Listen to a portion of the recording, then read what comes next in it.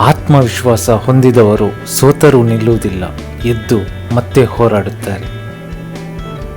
ನಂಬಿಕೆ ಹೊಂದಿರುವ ಮನಸ್ಸಿಗೆ ಅಸಾಧ್ಯವೆಂಬುದೇ ಇಲ್ಲ. ಯಶಸ್ಸು ಸಿಗೋದು ಬೇರೆಯವರ ನಂಬಿಕೆಯಿಂದಲ್ಲ, ನಿನ್ನ ನಂಬಿಕೆಯಿಂದ. ನಿನ್ನ ಶಕ್ತಿಯ ಮಿತಿ ನೀನೇ, ಅದನ್ನು ದಾಟಿ ಹೋಗು. ನಾನು ಶಕ್ತಿಶಾಲಿ, ನಾನು ಯಶಸ್ವಿ, ನಾನು ನನ್ನ ಗುರಿಯನ್ನು ಸಾಧಿಸುತ್ತೇನೆ. ಆತ್ಮವಿಶ್ವಾಸವೇ ನಿನ್ನ ಸೋಲನ್ನು ಗೆಲುವಾಗಿ ಪರಿವರ್ತಿಸುವ ಮಾಂತ್ರಿಕ ಶಕ್ತಿ.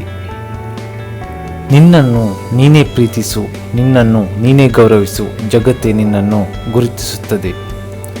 ಆತ್ಮವಿಶ್ವಾಸವೆಂಬ ಶಸ್ತ್ರಾಸ್ತ್ರದಿಂದ ಯಾವುದೇ ಯುದ್ಧವನ್ನು ಕೂಡ ಗೆಲ್ಲಬಹುದು.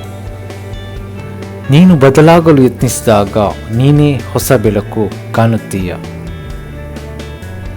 ಯಶಸ್ಸಿಗೆ ಹಾದಿಯೇ ಸೋಲಿನಿಂದ ಶುರುವಾಗುತ್ತೆ.